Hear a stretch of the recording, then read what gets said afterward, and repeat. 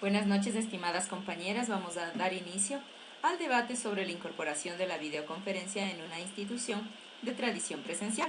Para esto vamos a topar algunos puntos sobre las posibilidades pedagógicas y los cambios que debe tener la formación universitaria. Vamos a empezar, por favor, con Paulina Naranjo, que nos va a hablar sobre la incorporación de las NTICs. Buenas noches, Paulina. Buenas noches, Conchita. Buenas noches, Vero. Voy a empezar mi intervención hablando acerca de las nuevas tecnologías, cómo estas se han ido incorporando al proceso de educación. Como principales puntos está el cambio del sistema clásico educativo con la incorporación de estas nuevas tecnologías. También nos hablaba un poco de los procesos retrógrados que quedan a un lado con la incorporación de la nueva tecnología, lo cual es claramente positivo. Y lo que más rescato de esta parte de la educación es que hace de esta un poco más flexible para que esté al alcance de todas las personas. Ahora voy a entrar a lo que es el proceso de evolución del aprendizaje, en donde parte de niveles que han ido avanzando dentro de la educación hasta llegar a la incorporación total de lo que son las videoconferencias y otros recursos educativos. Dentro de esto se pueden apreciar 4 niveles básicamente, en donde el nivel más bajo o el nivel número 1 es el modelo de iniciación, en donde tenemos que, por ejemplo, el profesor tendrá un blog o una página donde puede colgar algunos documentos que sean accesibles para los estudiantes. Dentro del nivel número 2 es un modelo estándar, en donde ya existe una comunicación más interactiva, como es, por ejemplo, el uso del chat, de los foros y correos electrónicos, en donde el proceso ya se hace de una comunicación bidireccional, en donde ya se precisa la participación del estudiante. Luego tenemos como nivel número 3, un nivel ya más evolucionado que se llama, en donde ya se incorporan recursos multimedia a las clases o como complementos de la educación, como por ejemplo lo que son CDs o DVDs, en donde ya viene esa parte de la comunicación. Y viene a ser un poco semipresencial, porque también se requieren de tutorías cada cierto tiempo presenciales con el profesor. Y por último, el nivel más alto dentro de este tipo de educación es el nivel 4, que ya es el completamente radical. Esta ya es una educación completamente o netamente virtual, en donde ya se utilizan recursos como la videoconferencia y básicamente es el estudiante quien tiene ya a su cargo el proceso educativo. Claro está que aquí debe haber un proceso de comunicación entre él y sus compañeros y también puede ser con el profesor, pero el profesor viene únicamente a ser guía del proceso educativo. Esto en cuanto a la primera parte del documento que pude analizar. Muchas gracias, Pauli, por tu intervención. Siguiendo con esta misma línea. Vero, por favor, háblanos acerca de la videoconferencia en enseñanza superior. Bueno, muchas gracias. Buenas noches, Pauli. En este caso, acerca del uso de las videoconferencias, cómo intervienen dentro del estudio justamente que se nos proporcionó, dado en esta Universidad de España, nos habla mucho de la inquietud que genera el uso de las nuevas tecnologías y de herramientas como estas, justamente en el proceso de enseñanza-aprendizaje.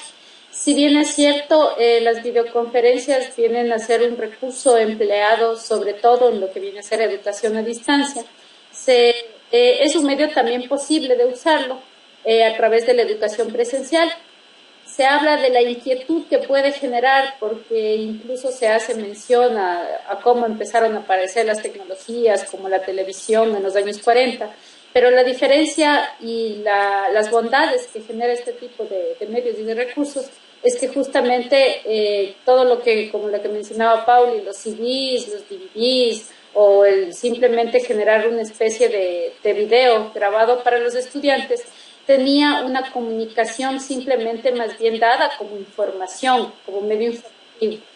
Pero con el uso de las videoconferencias, más bien lo que se permite y las bondades que este recurso tiene, es justamente la interacción que se puede tener entre el docente y los estudiantes, así como la flexibilidad, como en este momento cuando estamos cada una de nosotros desde nuestros propios hogares, de nuestro propio contexto, sin la dificultad de tener que trasladarnos hacia un lugar o hacia otro.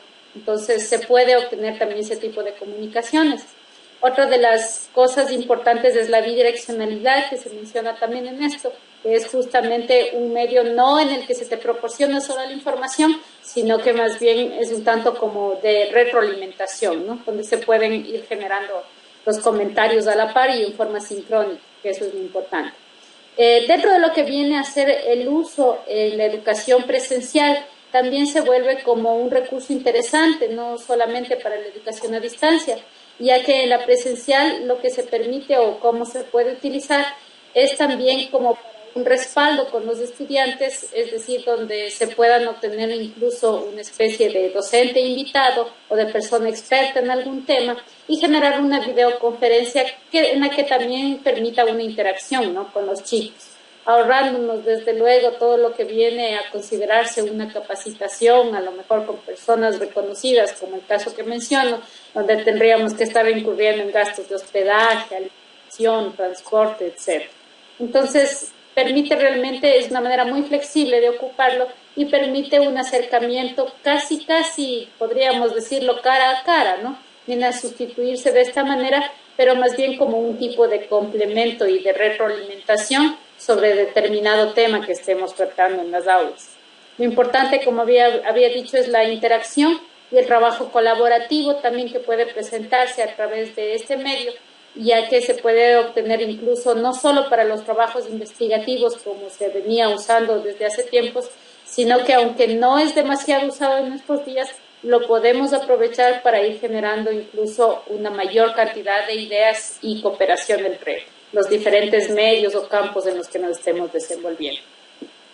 Gracias, Berito. Tomando estos últimos temas que tú has topado, considero que dentro de la incorporación de la videoconferencia, dentro de este proceso de enseñanza y relacionándolo directamente con el estudio que estamos analizando, yo rescataría dos términos importantes, el que tiene que ver el uso de la videoconferencia como un recurso pedagógico que involucra un cambio en la mentalidad tanto de los estudiantes como en los docentes, ya que se considera que este medio es un medio flexible y de gran interacción, ya que podemos hablar de esta interacción uno a uno o uno a varios, como lo estamos haciendo en este momento, compartiendo esta videoconferencia.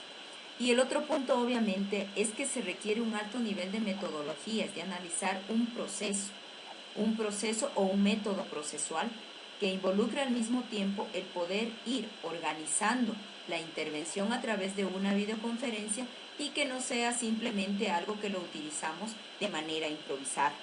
La didáctica que requiere esto, obviamente, también requerirá el análisis de un diagnóstico y las necesidades instruccionales también para el grupo. Básicamente, la parte importante que nosotros estamos poniendo en práctica el día de hoy es que dentro de este proceso, dentro de esta metodología, es importante que nosotros hayamos definido previamente los roles y los tiempos que vamos a manejar dentro de la intervención.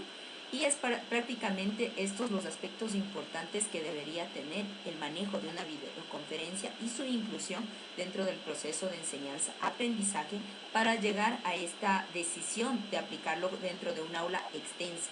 Obviamente con la consideración de que se trate de grupos reducidos y sobre todo que se tenga un alto nivel de fluidez en la comunicación para no tener cortes dentro de la videoconferencia.